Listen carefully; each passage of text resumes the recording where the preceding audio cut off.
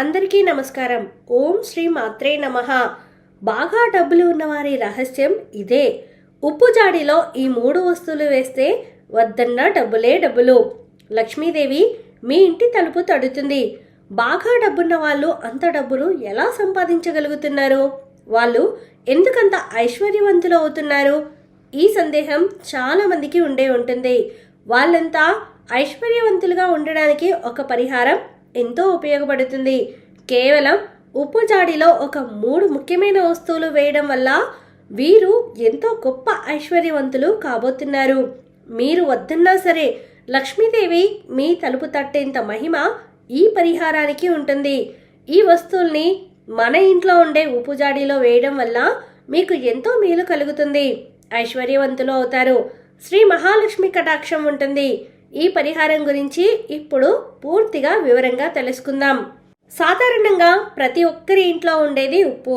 ఎవరికి ఇవ్వకూడదు అంటారు. ఉప్పు ఎప్పుడూ జాడీలో నిండుగా ఉండాలి అంటారు. జాడీలో ఉప్పును భద్రపరుచుకుంటే ఎంతో మంచిది అంటారు. ఉప్పు అడుక్కి వెళ్లకుండా, అంటే అయిపోయే స్థితికి వచ్చే వరకు ఉంచకుండా ఎప్పటికప్పుడు తెచ్చి దాంట్లో నింపుతూ ఉండాలి అంటారు. ఉప్పు లక్ష్మికి సంకేతంగా కూడా చెబుతూ ఉంటారు. జాడీలో ఉప్పును భద్రపరుచుకొని వాడుకుంటే ఎంతో మంచిది. అది కూడా ముఖ్యంగా కల్లు ఉప్పు అంటారు. దీనిని కనుక మనం ప్రతినిత్యం వంటల్లో వాడుకోవడం వల్ల ఎంతో ఆరోగ్యకరమైన ప్రయోజనాలు ఉంటాయి. అలాగే లక్ష్మీదేవిని కూడా ప్రసన్నం చేసుకున్న వాళ్ళము అవుతాము. ఉప్పు ఎక్కువైతే ముప్పు అంటారు కదా. ఈ ఉప్పు వల్ల చాలా ప్రయోజనాలు కూడా ఉన్నాయి. మన ఇంట్లో ఉన్నటువంటి నెగటివ్ ఎనర్జీని తరిమి కొట్టేటటువంటి శక్తి ఉప్పుకు ఉంటుంది.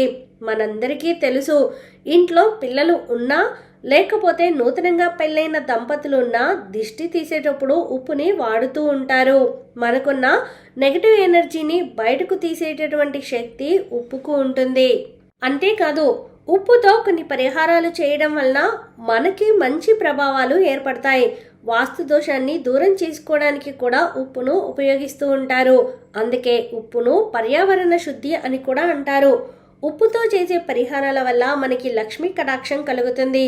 అనారోగ్య సమస్యల నుంచి ఉపశమనం దొరుకుతుంది.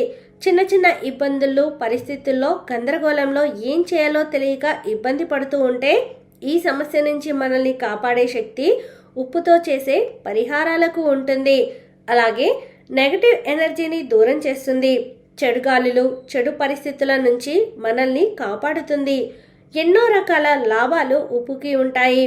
అలాగే లక్ష్మీదేవికి నివాసం లాంటిది ఈ ఉప్పు జాడి. కాబట్టి ఇప్పటి వరకు ఎవరైనా ఉప్పుని జాడీలో భద్రపరిచే అలవాటు లేకుండా ఉండుంటే దయచేసి దీనికి ఎక్కువ ఖర్చు కాదు, ఒక చిన్న జాడీని తెచ్చిపెట్టుకోండి. దాంట్లో భద్రపరుచుకొని వాడుకోండి. అలాగే ఎట్టి పరిస్థితుల్లోనూ ఆ జాడీ ఖాళీ కాకుండా చూసుకోండి.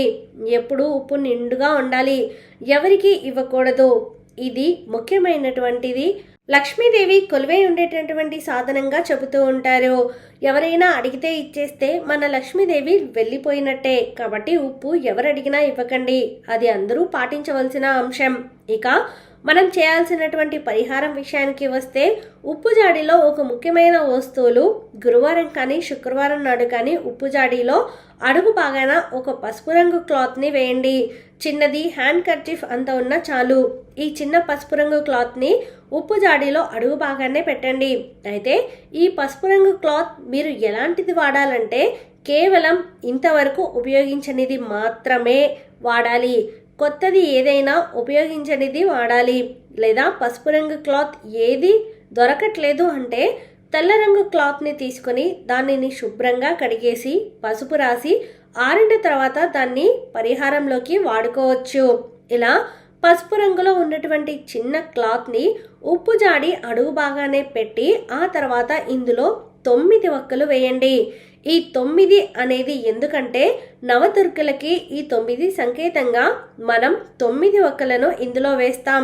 ఈ 9 వక్కలతో పాటు ఒక పసుపు కొమ్ము మార్కెట్లో దొరుకుతుంది. ఆ పసుపు కొమ్మును తెచ్చుకొని చక్కగా మీరు పూజ చేసుకునేటప్పుడు పూజలో ఈ పసుపు కొమ్మును ఉంచి ఆ పసుపు కొమ్ముని దీంట్లో పెట్టండి. అలాగే 9 వక్కలు పసుపు కొమ్ముతో పాటు ఈ పసుపు రంగు క్లాత్లో వేయాల్సినటువంటి ఇంకొక అతి ముఖ్యమైనటువంటి వస్తువు ఏంటి అంటే వెండి లేదా బంగారం వస్తువు. అంటే కావాల్సింది లక్ష్మీ కటాక్షం. వెండి బంగారు వస్తువులు మా దగ్గర ఎక్కడ ఉన్నాయో అందులో వేయడానికి అని భయపడకండి. చిన్న ముక్కు పుడక సైజులోదైనా సరే పర్వాలేదు. చిన్నది వెండి లేదా బంగారం, ఈ రెండు మాత్రం ఉపయోగించండి. ఈ పరిహారం కోసం కొంతమందికి చిన్న చిన్న ముక్కు పుడకలు లేదంటే వెండి దిద్దులు లాంటివి ఉంటాయి. వెండి బంగారం చిన్న చిన్న ముక్కలు లేకుండా ఎవరూ ఉండరు. మీ ఇంట్లో ఉన్నటువంటి పాత బంగారం అయినా లేదా వెండి నాణాలు ఉంటాయి. వెండి నాణాలు లక్ష్మీ రూపులు ఉంటాయి. ఇలాంటి వాటిని మీరు ఈ పరిహారంలో వాడవచ్చు. ఇలా వెండి లేదా బంగారం వస్తువుని కానీ నాణాన్ని కానీ 9 ఒక్కలు, ఒక పసుపు కొమ్ము వీటన్నిటినీ కలిపి ఆ పసుపు రంగు క్లాత్లో ఉప్పు జాడి అడుగున వేయండి. ఆ తర్వాత మీరు భద్రపరచాలి. అనుకున్న ఉప్పుని అందులో వేసేయండి. మీరు పైన కొంచెం కొంచెంగా ఉప్పును నిత్యం వంటల్లో వాడుకుంటూ ఉండండి. ఇలా ఈ పరిహారం చేయడం వల్ల లక్ష్మీ కటాక్షం మీకు తప్పక కలుగుతుంది. అంతేకాదు కేవలం 21 రోజుల్లోనే సరైన మార్పును గమనించగలుగుతారు. మీ ఆర్థిక స్థితిలో మార్పులు వస్తాయి. చాలామంది ఒక ఉద్యోగం చేస్తూ ఉంటారు లేదా ఏదైనా వ్యాపారం చేస్తూ ఉంటారు. దాని నుంచి వచ్చే ఆదాయం సరిపోదు. వ్యాపారం ఉద్యోగం బాగా లేదా అంటే బాగుంటుంది, కానీ వచ్చే ఆదాయం ప్రస్తుతం ఉన్నటువంటి ఖర్చులకి సరిపడని విధంగా ఉంటుంది.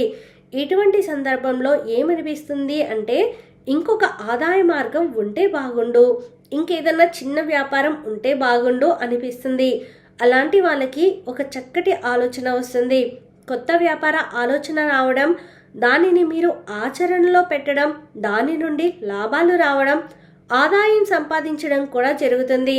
కేవలం 21 రోజుల పాటు ఇలా ఉప్పు జాడీతో ఈ పరిహారం చేయడం వల్ల ఈ ఉప్పు జాడీని మాత్రం ఎప్పుడూ ఖాళీ అవ్వనివ్వకండి. ఉప్పు అయిపోవస్తే మళ్ళీ కొత్తగా ఉప్పును తీసుకుని వచ్చి వేయండి. ఇలా మీరు దీన్ని ఎన్ని రోజుల పాటు అయినా ఉంచొచ్చు. ఇందులో పసుపు కొమ్ము వాడుతున్నాం. మరి ఆడవారు నెలసరి సమయంలో ఈ ఉప్పు జాడీని పట్టుకోవచ్చా, ఉపయోగించవచ్చా అనే సందేహం రావచ్చు.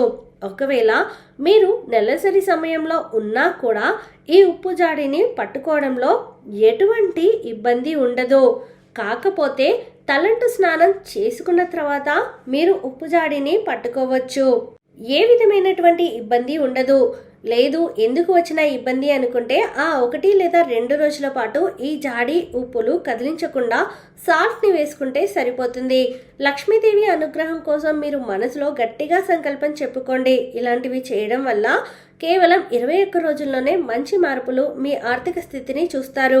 మీరు ఏదైతే మార్గం కోరుకుంటున్నారో మీరు అనుకున్న విధంగా కాకపోయినా మీకు కావాల్సిన విధంగా మీకు లక్ష్మీదేవి అన్ని రకాలుగా ఉపయోగపడేటట్లు అవకాశాన్ని తీసుకొస్తుంది.